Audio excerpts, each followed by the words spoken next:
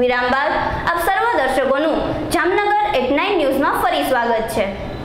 હવે જોઈએ આગળના સમાચારો।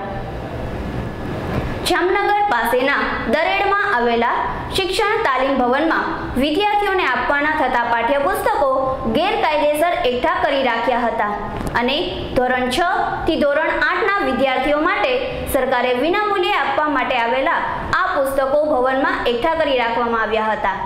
આ ગુનાહિત ગેરરીતિ અંગેની જાણ જિલ્લા કલેક્ટરે નલિન ઉપાધ્યાયે એડિશનલ કલેક્ટર મોદી અને સિટી મામલતદાર ખાચરની ટીમને તપાસ માટે મોકલી હતી। આ તપાસ દરમિયાન પાઠ્યપુસ્તકો અને સ્વાધ્યાય પોથીનો જંગી જથ્થો છુપાવેલો હતો તે મળી આવ્યો હતો। આ બનાવ અંગે જિલ્લા કલેક્ટર દ્વારા શિક્ષણ વિભાગમાં જરૂરી અહેવાલ મોકલવામાં આવ્યો છે।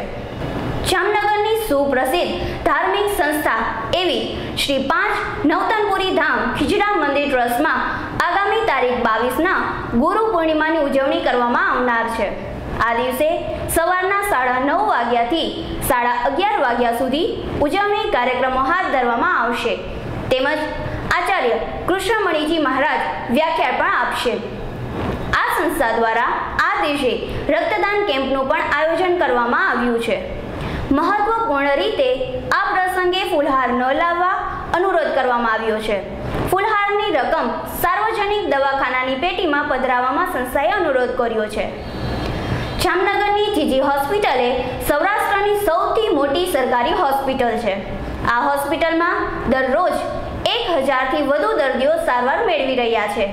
ते आ होस्पिटलनी महत्वता दर्शावे छे, परंतु आ होस्पिटलना अमुक स्टाफनी जोहुकमी पण जग जाहेर छे, केम के होस्पिटलनी अंदर वाहनो पार्क करता अमुक स्टाफनो रुआब 7मा आसमाने होय छे।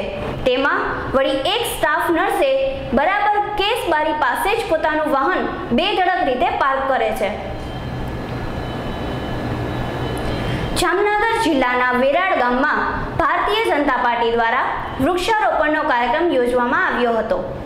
जिला भाजप प्रमुख मुळुभाई वेरानी आगेवानीमां अने प्रभारी धनसुखभाई भंडेरीनी उपस्थितिमां आ डॉक्टर श्यामाप्रसाद मुखर्जी सद्भावना वन ऊभुं करवामां આવ્યું છે। आ तके जिला भाजपना होद्देदारो अने आगेवानो उपरांत ग्रामजनो तेमज पर्यावरण प्रेमीओ उपस्थित रह्या हता। जामनगर जिला भारतीय जनता पार्टीना सीनियर नेता सामतभाई परमारनी गुजरात प्रदेश भाजप अनुसूचित मोर्चाना उपाध्यक्ष पदे वरणी करवामां आवी छे। सामतभाई जिला दलित समाजना प्रथम प्रमुख हता अने नवागाम घेड़ नगरपालिकामां पण सभ्य हता, तेमज जिला भाजपमां पण जुदी जुदी जवाबदारीओ संभाળી चूक्या छे। जामनगरना बारोट समाज द्वारा रक्तदान केम्पनुं आयोजन करवामां આવ્યું હતું। शहरमा दिग्जाम सर्कल पासे आवेली राज्य पुरोहित ब्राह्मण ज्ञातिनी वाड़ीमां आ केम्प योजवामां આવ્યો હતો, જેમાં 101 બોટલ રક્તદાન એકઠું કરવાનો લક્ષ્યાંક રાખીને તેને પાર પાડવા માટે પણ જહેમત ઉઠાવવામાં આવી હતી।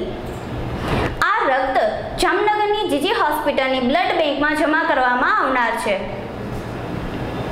આજરોજ અમારે કચ્છી અખિલ વિંચા બારોટ સમાજ સમસ્ત समूह पेढ़ीનું આયોજન હતું અને તેમાં બ્લડ ડોનેશનનો કેમ્પ અને સંતવાણીનો પ્રોગ્રામ પણ કર્યો છે અને આમાં બધા નવજુવાન તથા જ્ઞાતિના સર્વે ભાઈઓ તથા બહેનોએ સાથ સહકાર આપેલો છે।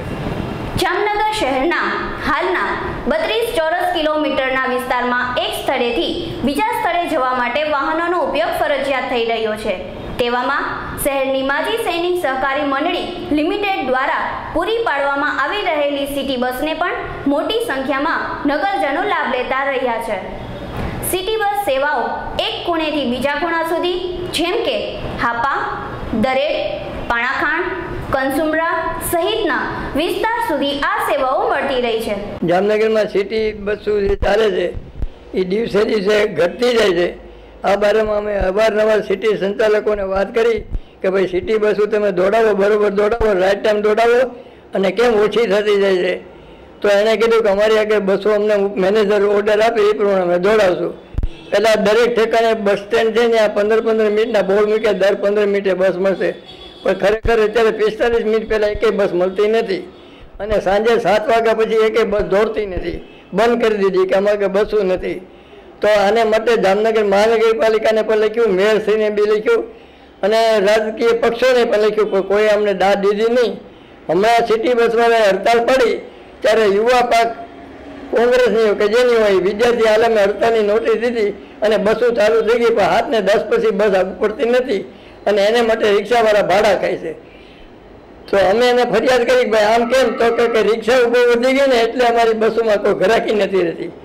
પણ એ તો તમે રેગ્યુલર દોડાવતા નથી અને પબ્લિકને પૂરી સગવડ આપતા નથી એટલે રિક્ષાઓ વધતી જાય છે અને તમે બસો કેટલી બંધ કરી દીધી.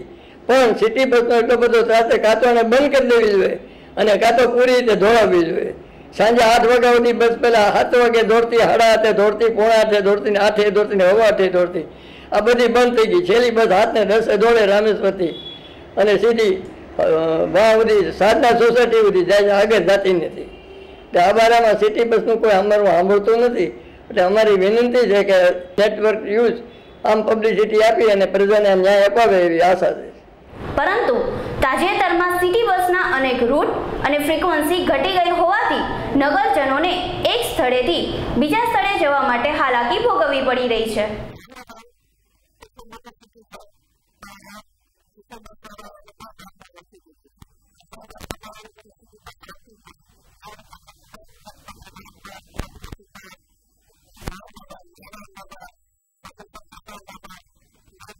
આવેલા છે એ લોકોને જો કોઈને દરબારગઢ કે ચાંદી બજાર કે હવાઈ ચોક કે ખંભાલિયા ગેટ જવું હોય તો એમને એક બસ મળતી નથી.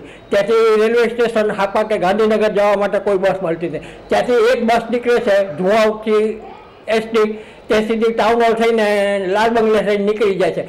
ગામમાં જવા માટે એ લોકોને કોઈ પણ બસની સ્ટોકતા નથી. તો શું આ વિસ્તાર જામનગર સિટીની બહાર છે? એટલે જો જામનગર સિટીની અંદર હોય તો જામનગરની સિટી બસ ત્યાં શું કામ નથી આવતી? એટલે ત્યાં વહેલી તકે બસો ચાલુ કરવા અમારી નમ્ર વિનંતી છે.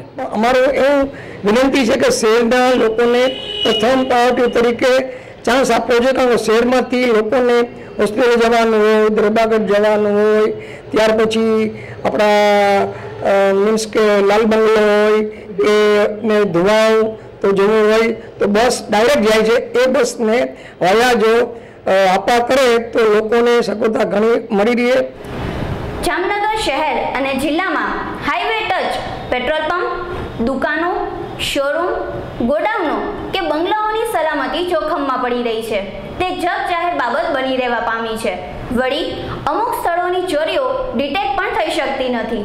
જોકે મોટા સ્થળોએ ક્લોઝ સર્કિટ કેમેરા ગોઠવવામાં આવ્યા હોય તો તે ખૂબ જ ઉપયોગી બની રહે છે. આવું જ કંઈ જામનગર પાસે ખીજડીયા હાઈવે ઉપરના પેટ્રોલ પંપ પાસે બન્યું, જેમાં રહસ્યમય રીતે એક કારમાં આવેલા 3 શખ્સોને એ ખબર ન હતી કે તે ત્રણેય કાર સહિત સીસીટીવી કેમેરામાં કેદ થઈ ગયા છે.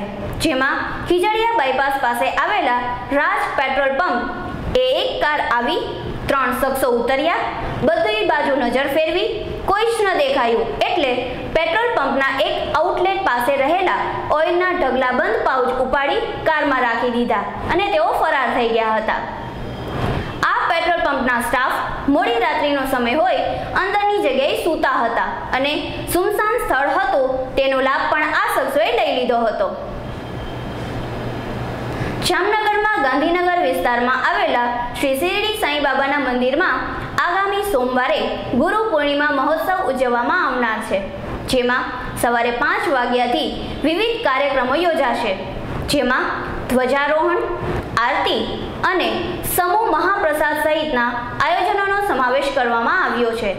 આ ઉપરાંત સવારે 9:30 થી 1 વાગ્યા સુધી બ્લડ ડોનેશન કેમ્પ, રાત્રે 8 વાગ્યે હરસના દર્દીઓ માટેનો કેમ્પ તથા રાત્રે 9 વાગ્યે શ્વાસના દર્દીઓ માટેનો કેમ્પ યોજવામાં આવ્યો છે. સમાચારો પૂર્ણ કરતા પહેલા જોઈ લઈએ આજના મુખ્ય સમાચારો ફરી એકવાર.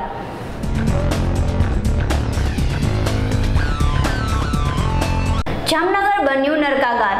10 દિવસથી સફાઈના નામે મીંડું. મુખ્ય ગેટ પાસે કચરા ઠાલવતો વિપક્ષ.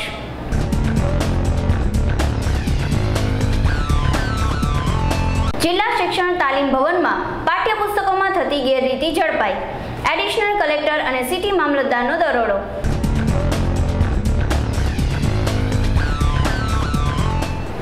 GTPL અંજલી કેબલ નેટવર્ક પર જામનગર @9 ન્યૂઝમાં ફરી મળીશું. ત્યાં સુધી અમારી સમગ્ર ટીમને રજા આપશો. ધન્યવાદ.